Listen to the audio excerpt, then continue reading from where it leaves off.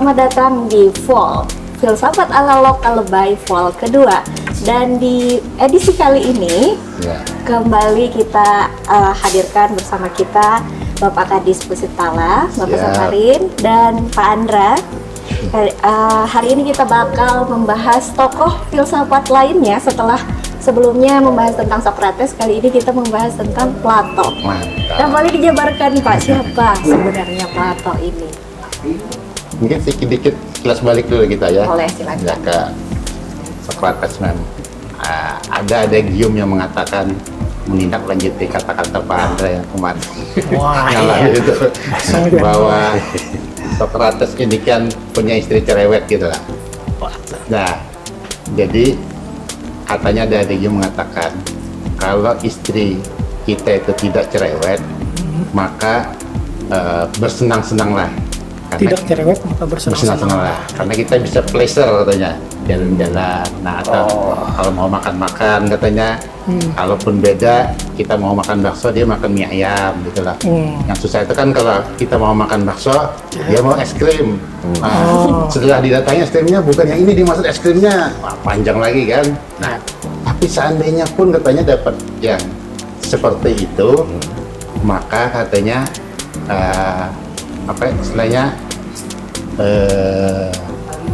bergembiralah. Nah, karena apa katanya? Itu petanda Anda siap-siap jadi filsuf kayak Socrates. Iya. Jadi bila hendak jadi filsuf bisi bini cerewet lah. Iya itu. Nah, sekarang kita mau membahas Plato yang antitesisnya. Karena Plato pun seorang filsuf, malah dia sendiri, bukan artinya dalam artian bukan berkeluarga.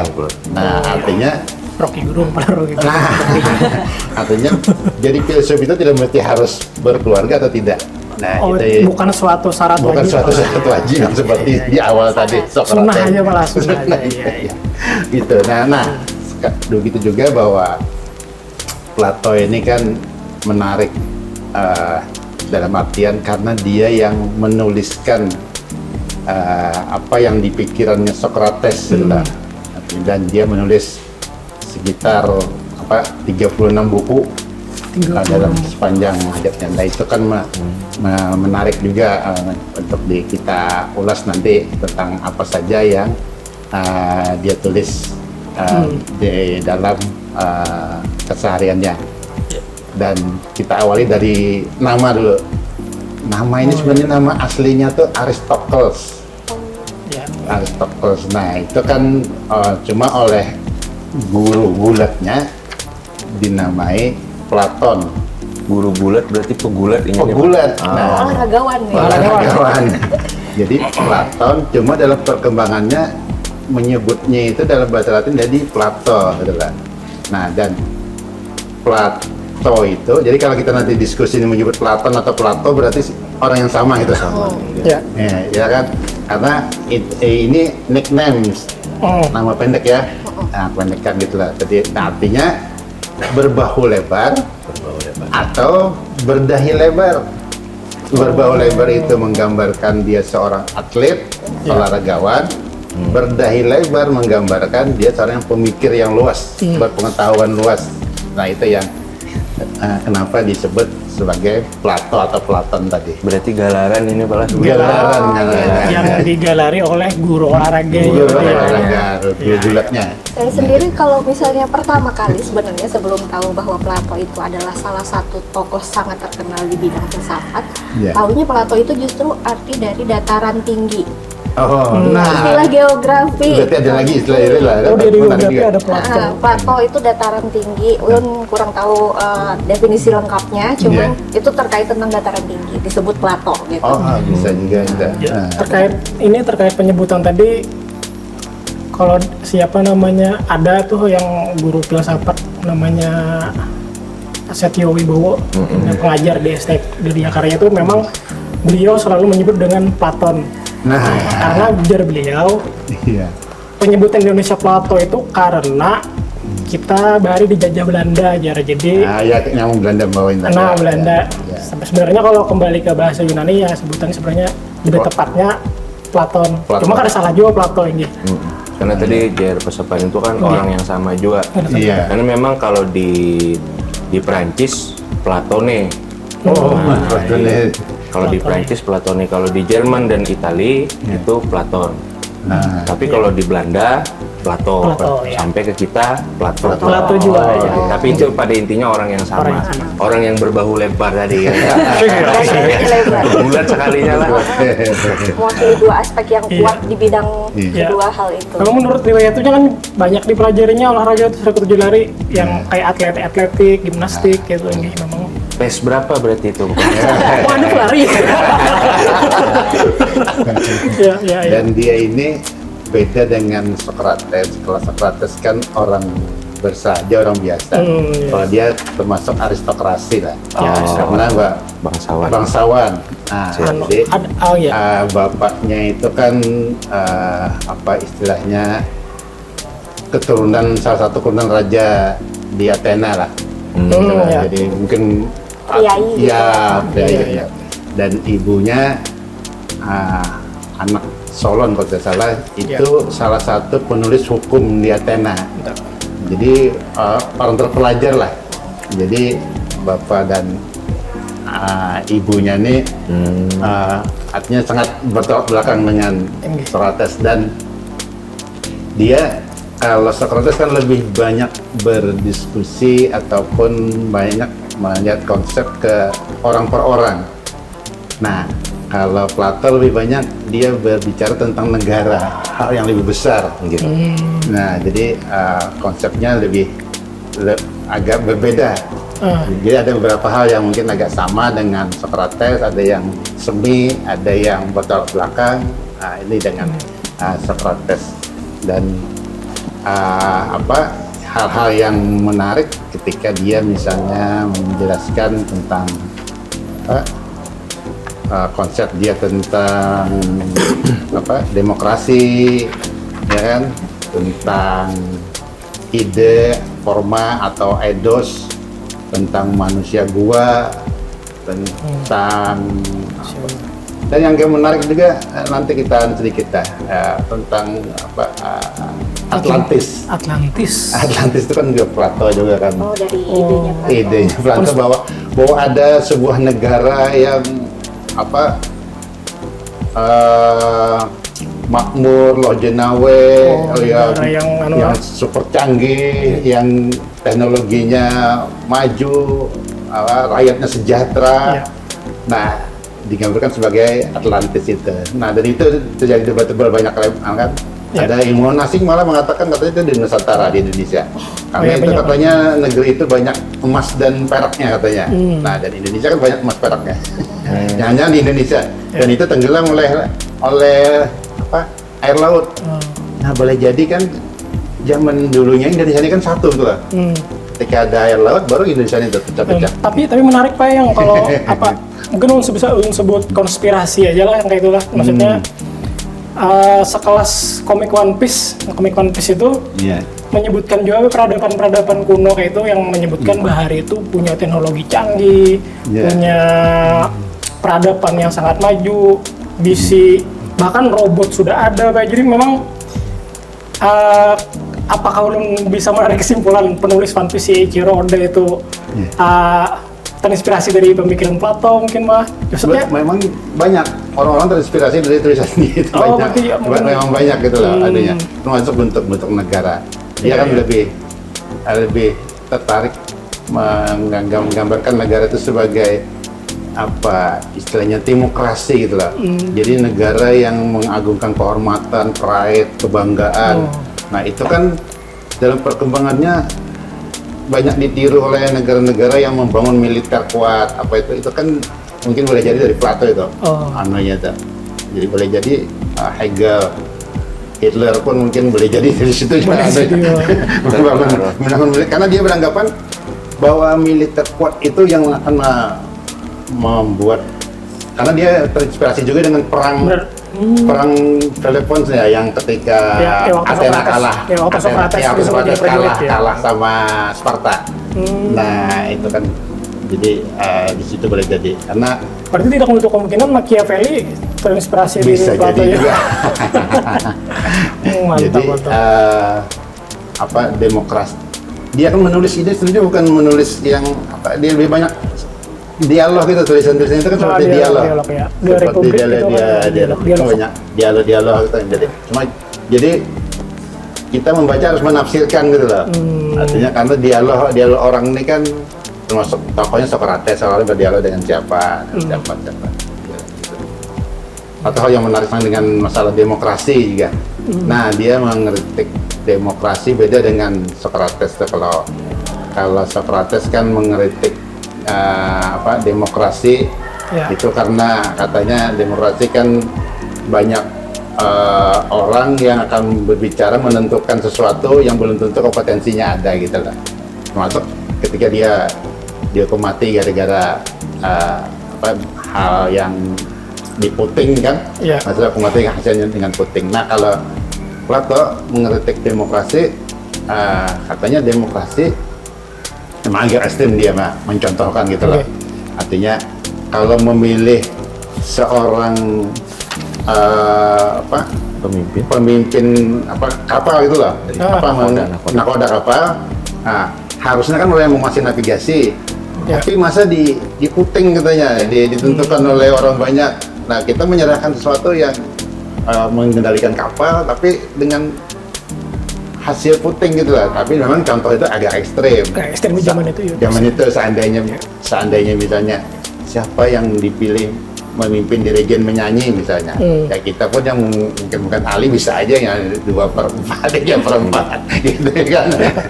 Kalau saya tanggalaman lah. Nah, cuma kita pikir juga rasanya tidak mungkin ada orang mau menaikkan kapal, terus siapa yang akan memimpin kapal ini kita pilih, ayo kita pilih siapa yang pasti dia melihat kualifikasi bisa aja nyemak. kadang bisa nyetir. Nah, itu yang dari demokrasi. Dan yang menarik juga ketika dia istilahnya tuh sedih melihat kematian gurunya Socrates itulah. Nah, dia menggambarkan itu dengan manusia gua. Ya, manusia gua itu kan kesannya bahwa orang itu sejak lahir dirantai, terus kepalanya hanya menghadap dinding goa, bukan pintu goa. Jadi tidak boleh membalik melihat ini. Nah, di belakangnya ada. Ya, di pintu goa ini api unggun. Api unggun belakangnya. Jadi yang dilihat ini hanya bayangan. Bayangan. Jadi kalau melihat ada hewan. Oh, dikiranya itu hewan? Yang bayangan itulah hewan. Jadi bukan hewan aslinya. Iya. Nah, itu dia menggambarkan kayak apa Socrates itu. Jadi di antara beberapa yang dipenjarakan yang itu tadi, ada yang melarikan diri. Nah, dia menggambarkan melarikan diri itu adalah Socrates gitu lah anggapannya. Nah, ketika Socrates melihat di luar, ternyata yang selama ini kita lihat anjing menggonggong itu bukan kayak itu bentuknya, bukan 2 dimensi tapi 3 dimensi.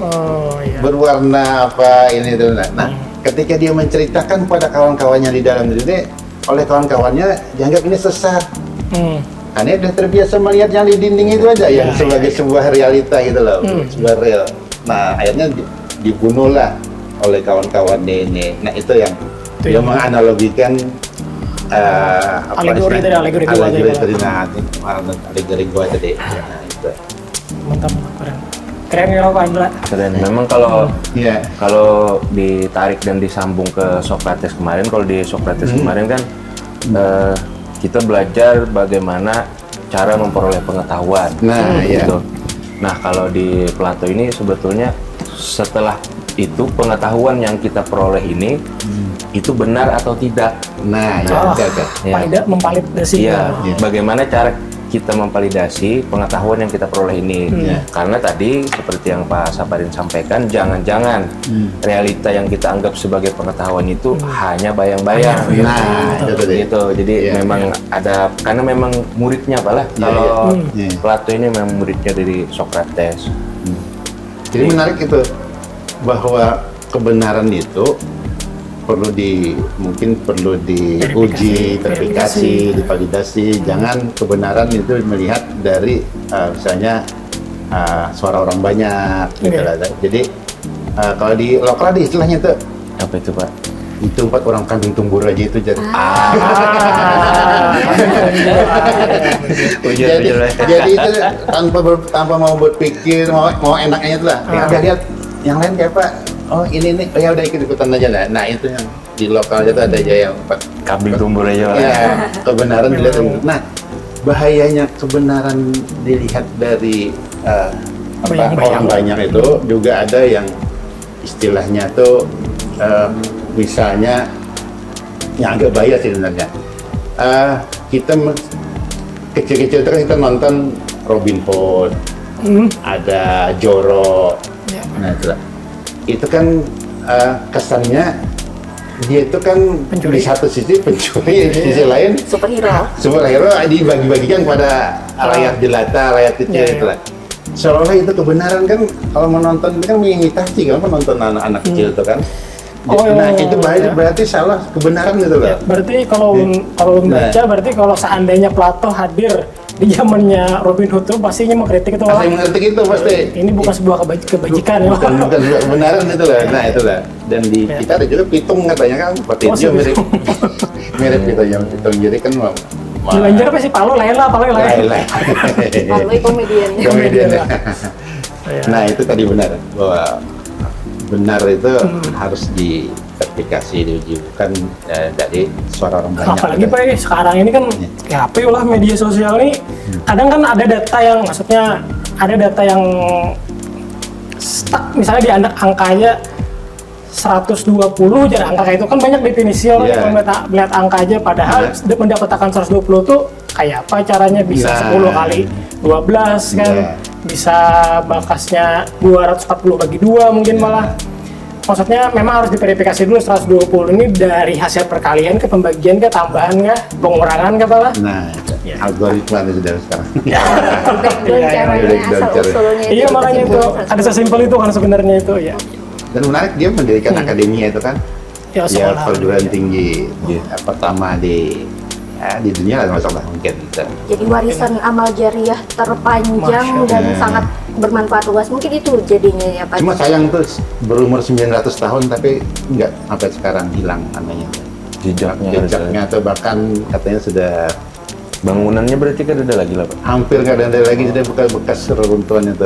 Mereka jadi cagar budaya. Ya, karena itu kan kayaknya dengan Romawi agak beda namanya tuh. Oh karena rejim waktu itu kan ya. Cuma yang menariknya Plato ini sebelumnya tuh kayaknya dia pernah ke Mesir dan Persia katanya, masa-masa mudanya itu lah. Jangan-jangan belajar juga itu nah. Studi banding. Jadi artinya selama ini orang kan menganggap bahwa itu kayaknya sepertinya dia itu mendapat kalau dalam Islam kan mungkin mendapat hidayah lah.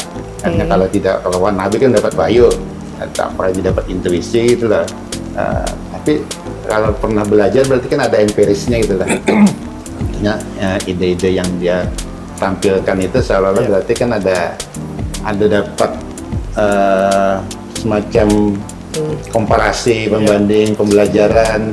Dan pada masa itu kan Mesir dan Persia kan memang lagi maju-majunya juga itu kan peradaban dunia itu lah. Nah jadi menarik juga ya.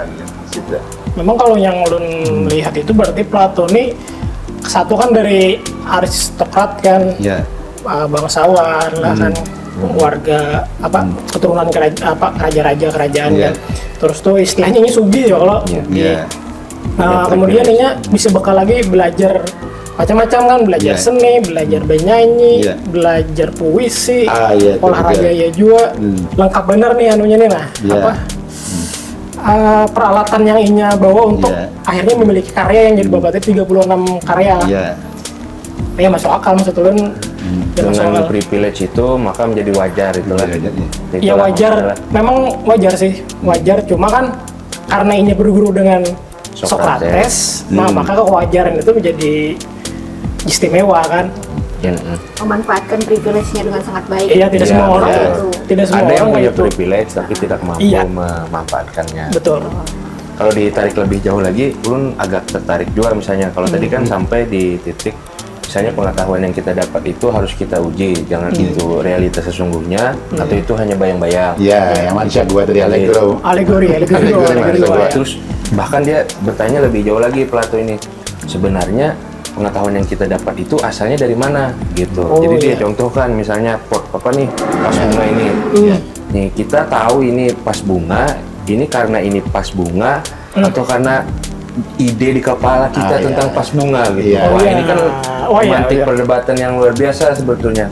Karena kalau dari dari konsep Plato, kita mengetahui bahwa ini adalah pas bunga karena adanya ide tentang pas bunga di kepala kita. Nah, iya, Terus dipikir dia bertanya lagi ide itu munculnya dari mana gitu kan, gitu loh, dia sambung terus.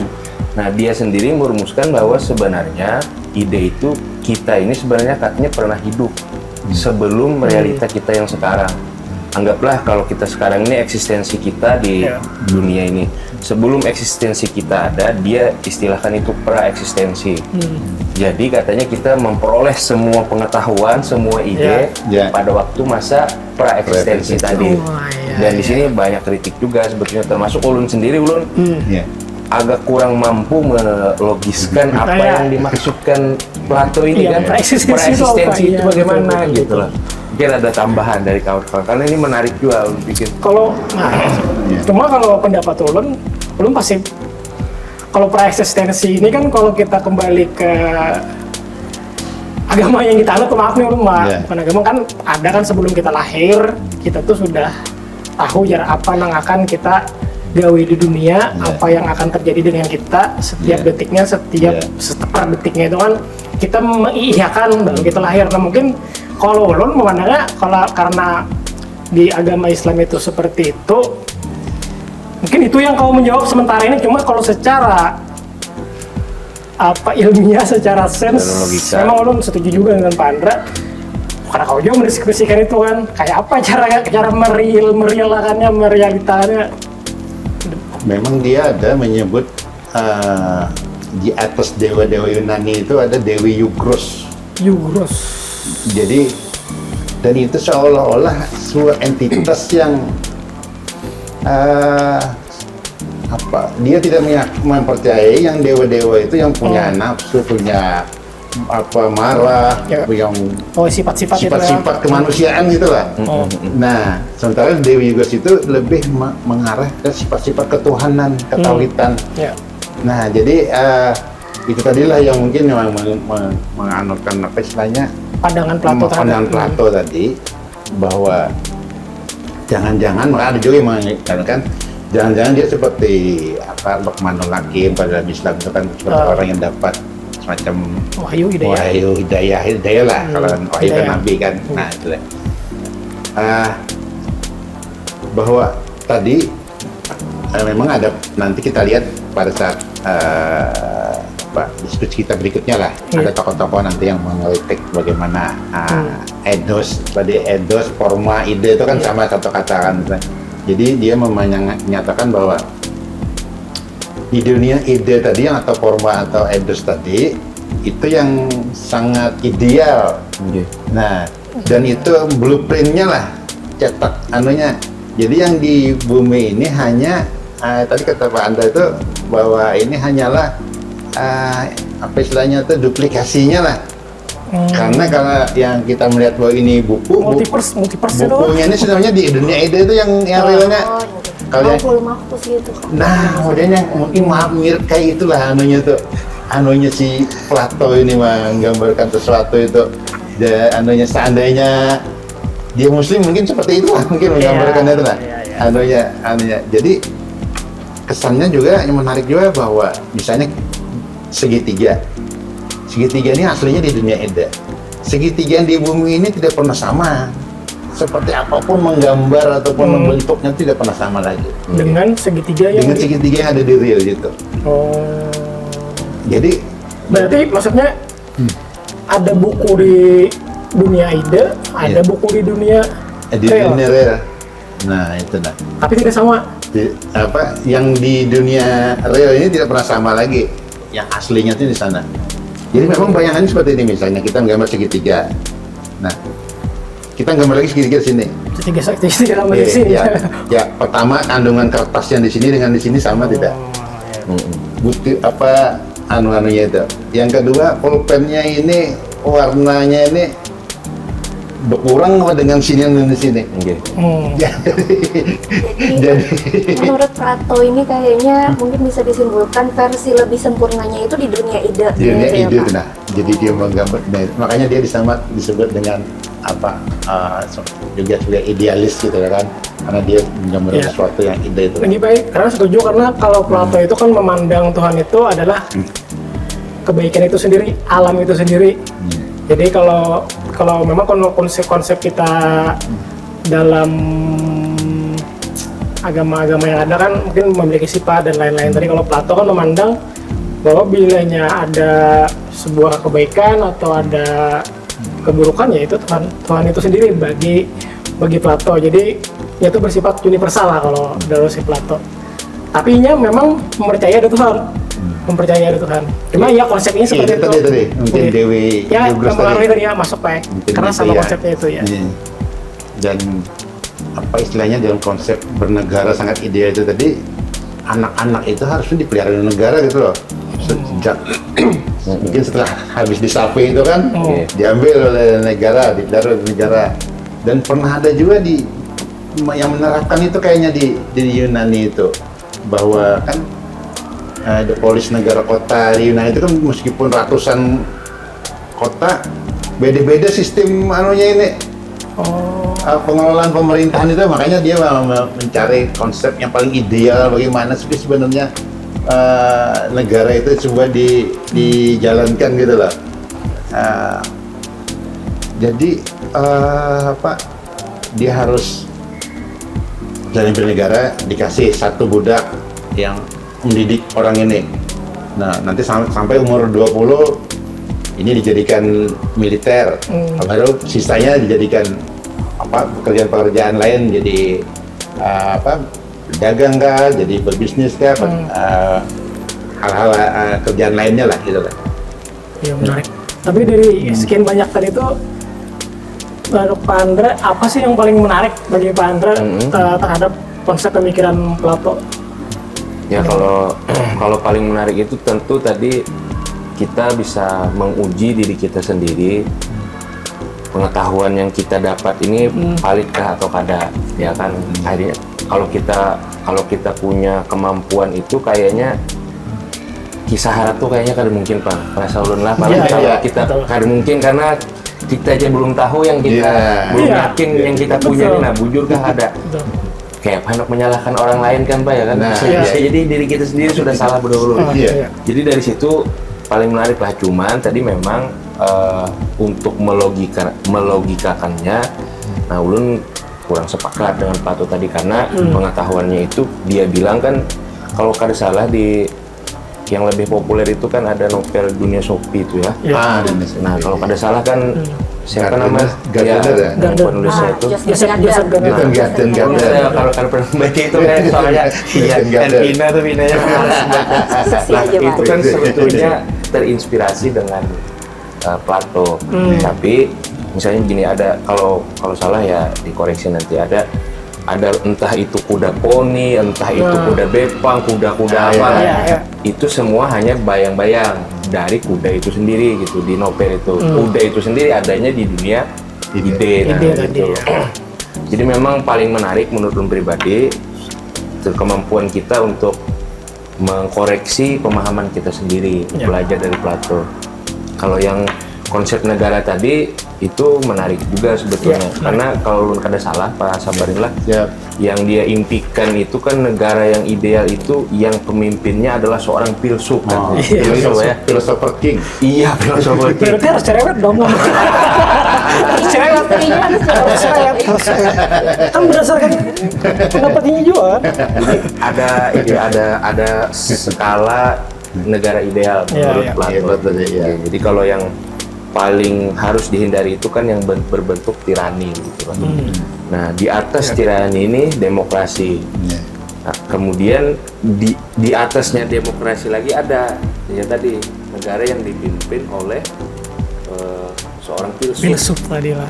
Sulit ya. Untuk memperoleh pemimpin yang punya kemampuan seorang filsuf itu kan akhirnya agak susah gitu.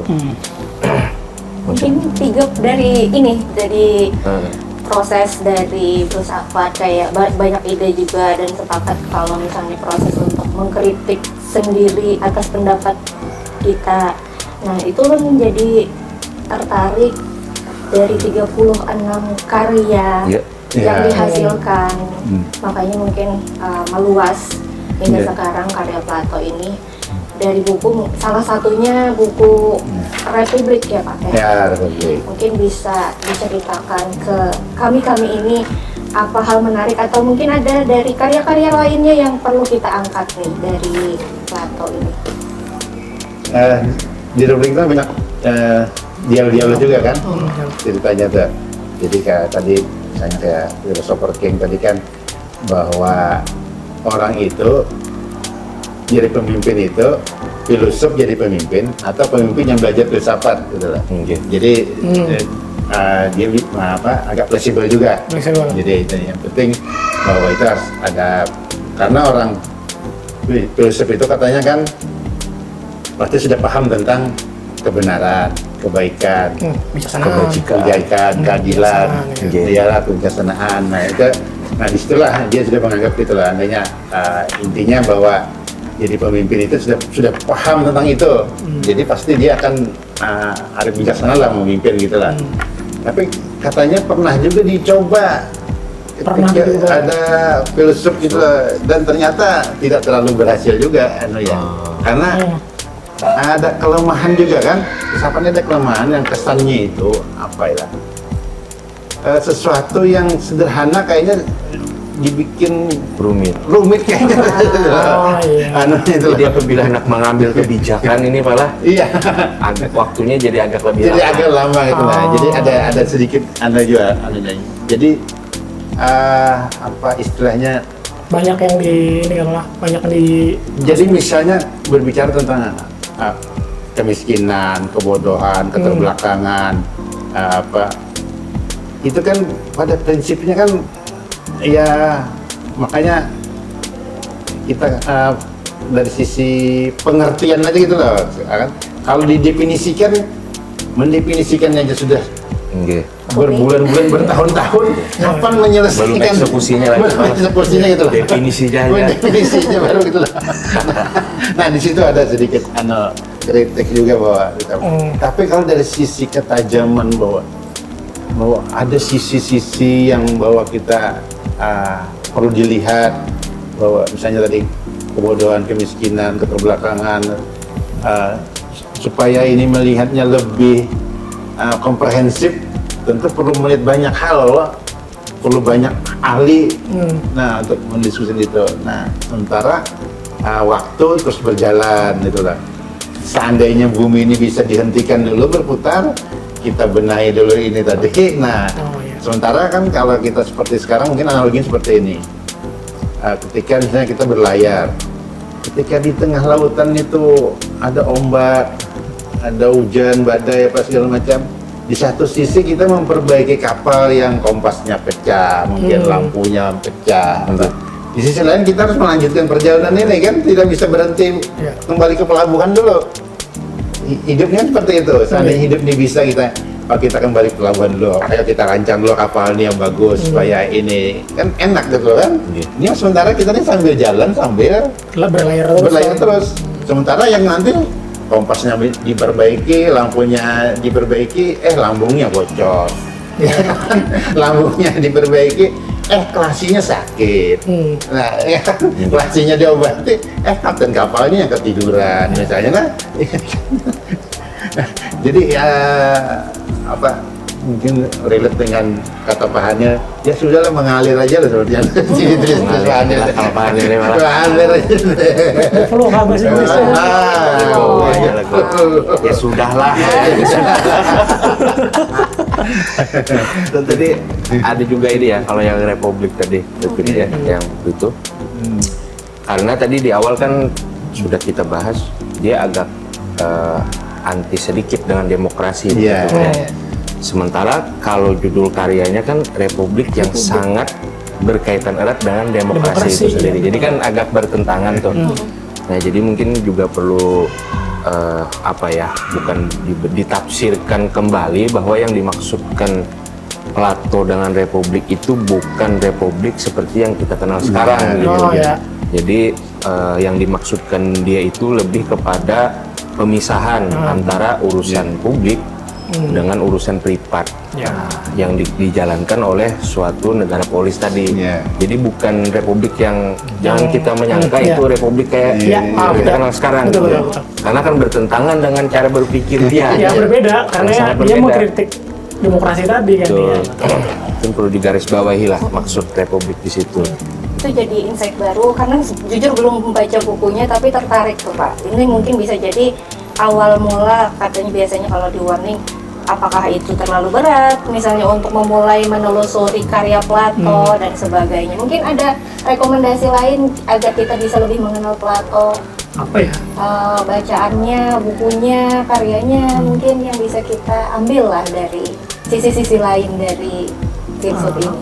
Kalau karya-karyanya itu ada sih mencatat selain yang tentang negara, tentang manusia, tentang Tuhan tadi ada Jiwa apa segala ya macam jiwa. juga. Nah, dia ada ini Pak ya. Apa yang tadi dulu catat? Nah, karyanya Simposium dan Pedius itu tentang konsep cinta. Cuma belum. Cinta yang mengalir tadi. Padahal dia tidak berkeluarga ya. Iya, jadi dia punya itu Pak, jadi keren joinin. Jadi di sana ada sifat-sifat cinta, konsep cintanya kan seperti apa?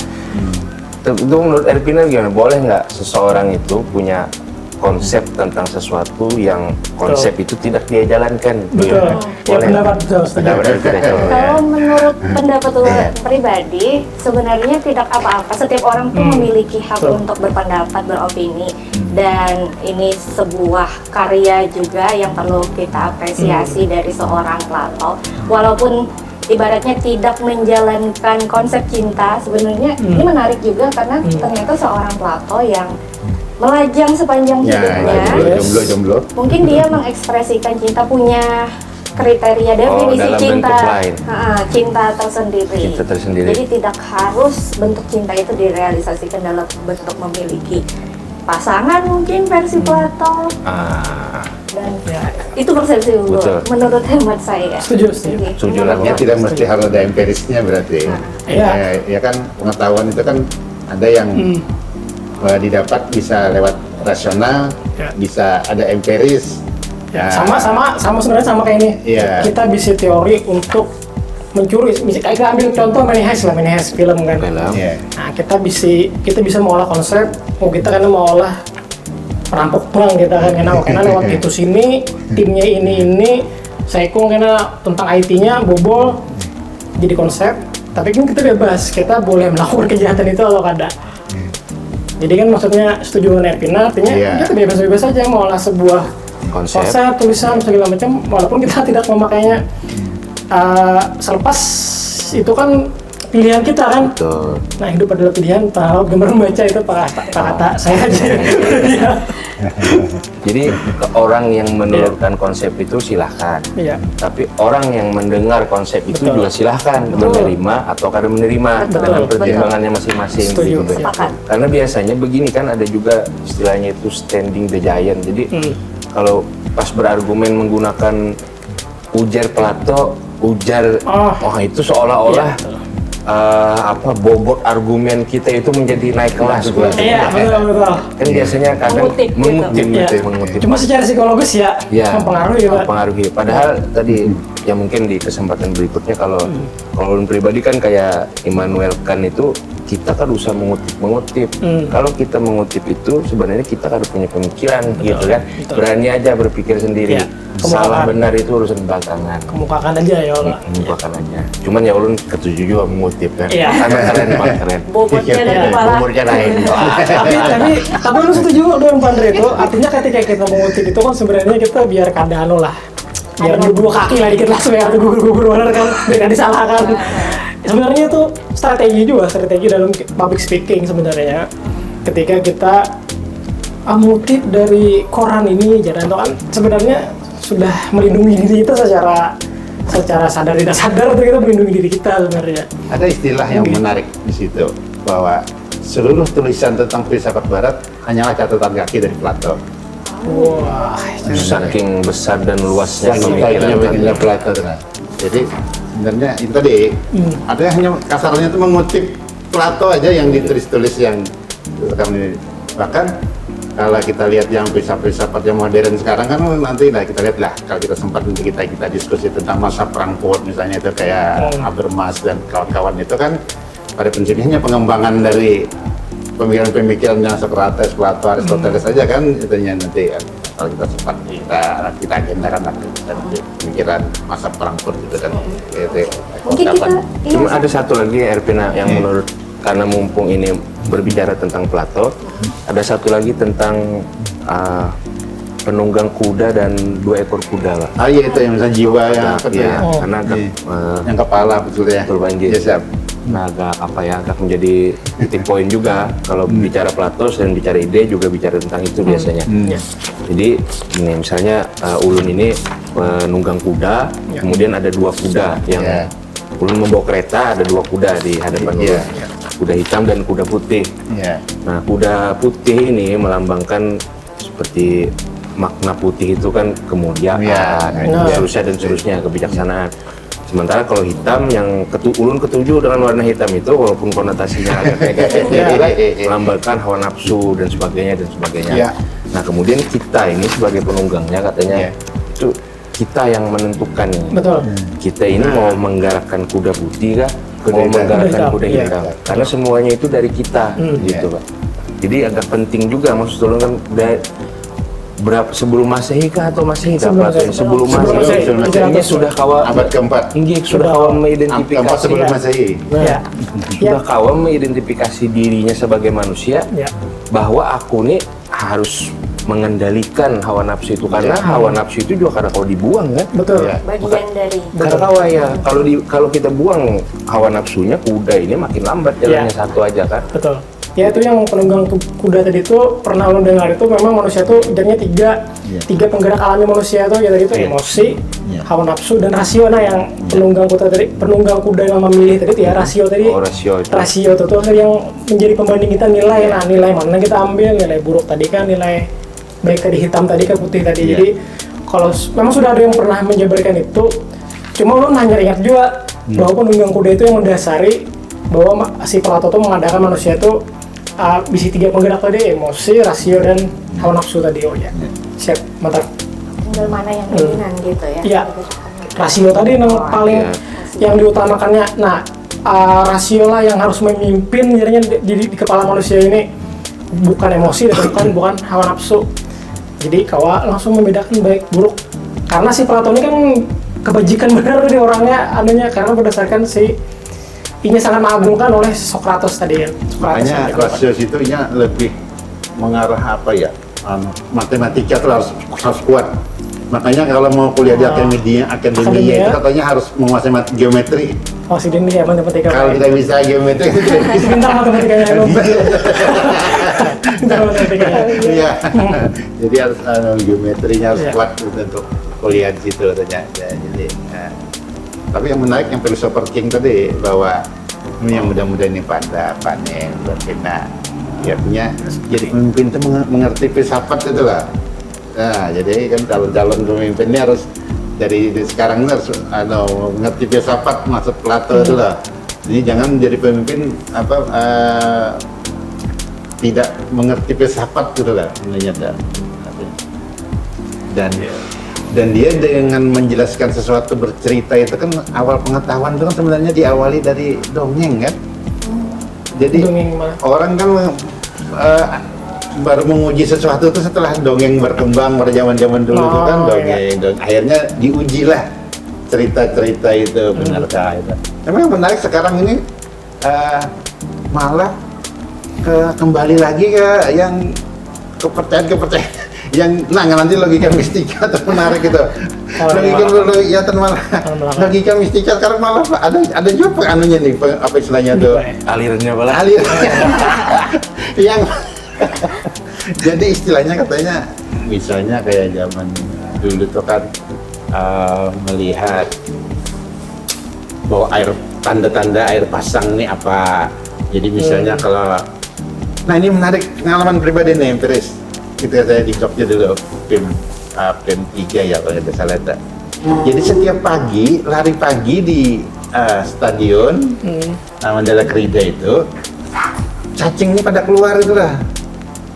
Penuh di jalanan ini. Jadi teman-teman tuh, wah ini kalau yang bukan pengunjungan ini kebanyakan umpan ini. Umpan ini. Ternyata setelah 2-3 hari meletuslah Gunung Merapi. Jadi, nah itu kan sebenarnya tidak bisa dinalar-nalarkan yang dipakai rumus-rumusan kan, artinya alam sendiri ini punya cara gitu. Ternyata di bawah itu mungkin bergolak sudah. Jadi cacing-cacing ini keluar gitu kan. Nah itu salah satu ilmu pengetahuan juga sebenarnya itu kan, kalau kita relate-relatekan dengan pengetahuan tadi kan. Nah, jadi susah juga sekarang nih yang orang yang pakai intuisi atau orang pakai apa istilahnya yang kita anggap itu tidak ilmiah, jangan-jangan ilmiah juga. Tapi lu boleh bertakun sama Bang Pian. Gua kebetulan bertakun lah. Kita merasa jangan. Nah, dalam hidup ini kita lebih mengedepankan intuisi tadi kah logika kita sebenarnya. Mungkin dari siapa dulu nyok? Iya dua-duanya kan. Tapi maksud lu lebih dominan intuisi kah ketika kita sehari-hari maksudnya Mbak? Mungkin orang berbeda-beda lah, mungkin ada yang mengaku logika tapi atau ada yang mengaku intuisi. Sebenarnya kan kebenaran itu spekulatif pun sebenarnya kan ilmu pengetahuan juga. Orang berspekulasi kan istilah kasar itu bahkan trial and error. Ya kalau bahkan kebetulan pun sebenarnya bisa juga. Jadi Alexander Fleming menemukan penicillin itu kan kebetulan itu sebenarnya, bukan direncanakan diteliti. Jadi menemukan obat itu kebetulan itu anunya sejarahnya. Jadi ya susah juga kan didefinisikan. Kalau pribadi sehari-hari banyak intuisi itu Pak. Kalau sehari-hari kehidupan sehari-hari lah. Ya mungkin kayak bangun guring aja kan makan. Misalnya kayak kalau misalnya ada anak garing cepat aja kan dokter langsung ya. Ada banyak menimbang-nimbang maksudnya kan. Pasti ada sesuatu yang kadang-kala menimbang terlalu berat. Misal kayak anak garing tadi kan anak lo misalnya asma. Ya lo langsung inhaler, kepala lo langsung 2 aja inhaler atau nobu itu 2 tuh aja. Ada lagi mikir kan obatnya harus apa ini campurannya kan maksudnya kayak intuisi. Ya. Tapi bisa jadi Ervina, Pak Andra, dan Pak Saprin tidak seperti itu kan, bisa aja. Kalau di saya sendiri sih sepakat sama sebenarnya. Kalau ada persepsi bahwa perempuan lebih banyak mengikuti kata hati, mungkin itu benar. Tapi bisa juga direlatekan atau dihubungkan bagaimana kita bergerak berdasarkan intuisi itu menurut saya sendiri karena berdasarkan pengalaman-pengalaman di masa lalu. Jadi kayak ada semacam muscle memory atau ingatan otak. Kalau kejadiannya seperti ini, otomatis di otak kita sudah paham rute selanjutnya, langkah berikutnya dan seterusnya. Itu yang jadi. Berarti di balik intuisi itu memang ada logika yang sebelumnya ada sudah pernah pengalaman sebelumnya. Nah itu yang tadi empiris tadi yang bahayanya kalau orang literasinya hanya nonton.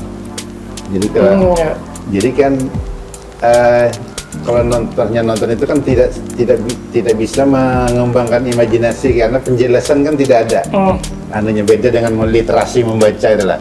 Makanya itu tadi kalau misalnya kita nonton Joro, nonton Robin Hood tadi kan kesannya kan bahwa kita harus pro orang miskin dan membenarkan perampokan kekayaan orang kaya gitulah untuk dibagi-bagikan. Nah itu kan bahaya bagi anak-anak itu kalau itu dijadikan sebagai artinya pengalaman itu empiris itu menarik kalau harus juga diperkaya dengan literasi itu pembandingnya.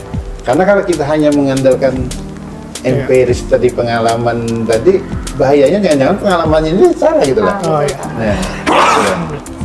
Jadi kalau kita mengutip kutipan waktu kita nulis skripsi atau tesis itu kan, kita ngambil di tesisnya kawan atau punya orang. Ternyata dia mengotif ini tidak seperti itu dimaksud bukunya tuh. Jadi perlu mencari kesumbernya juga. Nah, kesumbernya ya mau ya harus kembali ke buku aja, literasi. Kalau menurut Ulun agak kurang tepat juga kalau memperlawankan logika dengan intuisi gitu, Pak. Kalau mau di apis atau bertentangan itu mungkin yang lebih tepat itu logika dengan logika mistika tadi, Pak.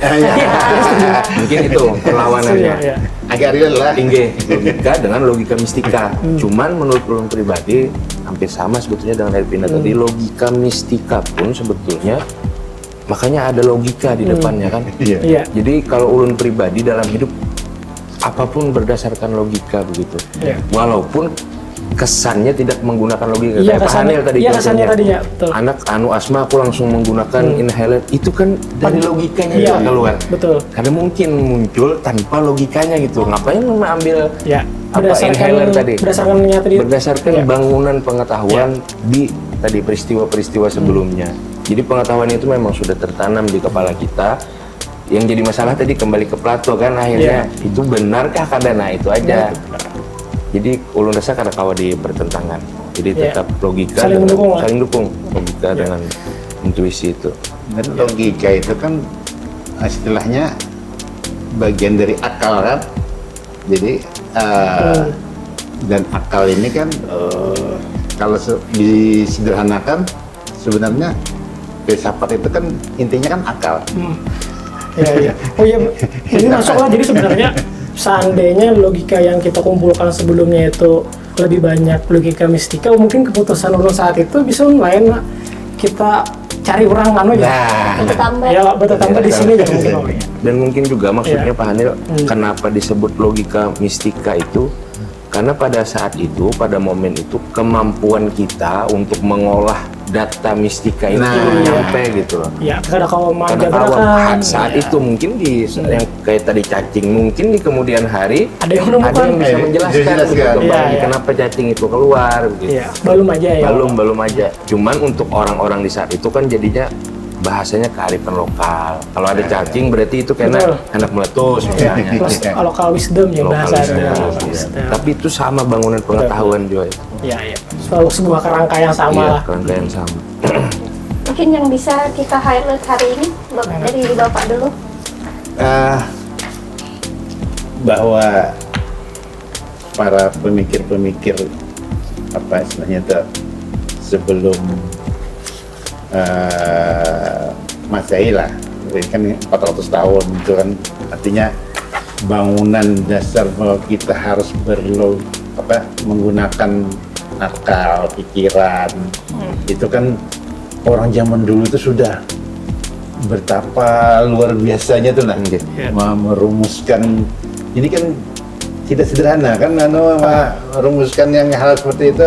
Nah, sekarang ini kita di zaman yang sebenarnya lebih canggih lagi dengan sistem algoritma apa segala macam inilah. Tapi jangan-jangan kita lepas dari akar yang awal-awal pengetahuan itulah.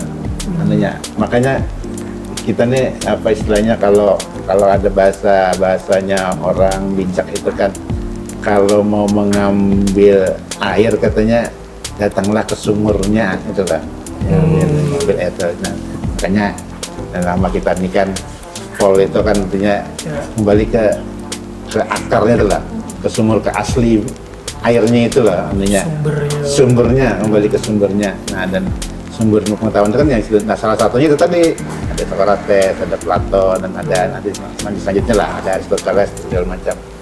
Dan belajar filsafat tentu kadang mesti harus kita kuliah di filsafat itu kan artinya kan orang bisa di mana-mana.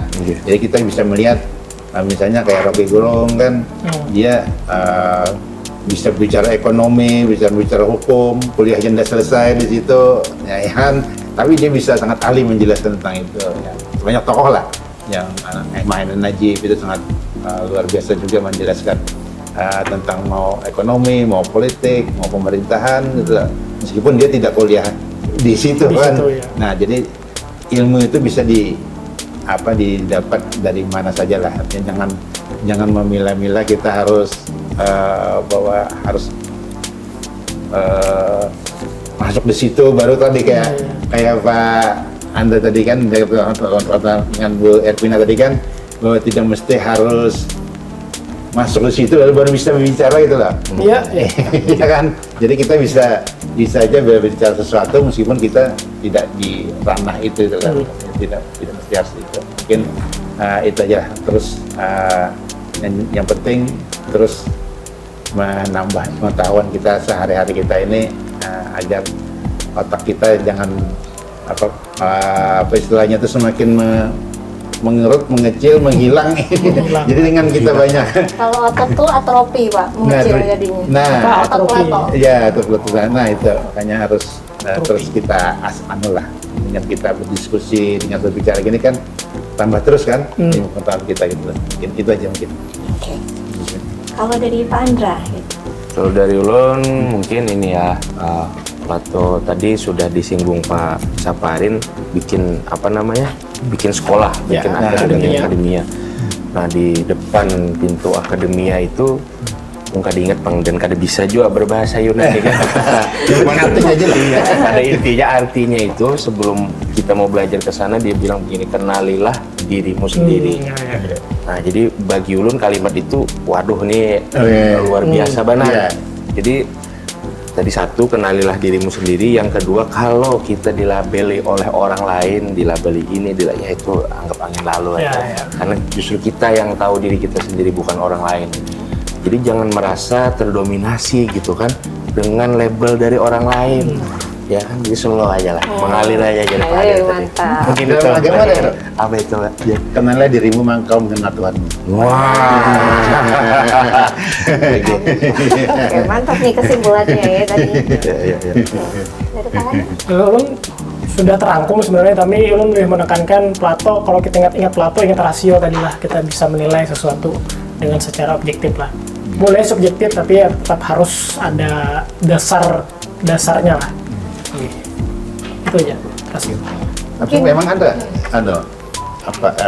jadi kita memang harus subjektif, katanya objektif itu nggak ada katanya. Makanya betul lah. Objektif itu kumpulan dari subjektif. Betul sekali. Sebenarnya Orang filsafat, cara pandang filsafat. sebenarnya semua subjektif Pak. Maaf ulun sudah menutupi hati. Iya. Oke, kalau subjektivitas dari Ulun sendiri Nah, iya. terkait tentang pembahasan hari ini, terutama dari Plato yang bisa Ulun dapatkan adalah berkaryalah sehingga idemu akan abadi. Itu yang Kita berkarya gitu. karena dengan ide-ide dan pemikiran dari Plato tadi yang akhirnya menghasilkan banyak karya juga dan bisa melahirkan akademia, itu menjadi Menginspirasi ya. pengaruh yang luar biasa di dunia sampai sekarang. Berarti harus ditulis tapinya. Berarti harus menulis. Berarti dari guru beliau ternyata Socrates pun bisa menularkan, mendidik seorang murid seperti Plato. Jadi. Siap, nanti. Mungkin itu aja edisi kita di hari ini luar biasa sekali. Terasa lebih sejam jujur ya. Lebih sejam Pak ya. Lebih sejam. Oh, Iya, di volume kedua hari ini, Filsafat ala Lokal Lebay Plato. Dan sampai jumpa di edisi berikutnya. berikutnya. Salam.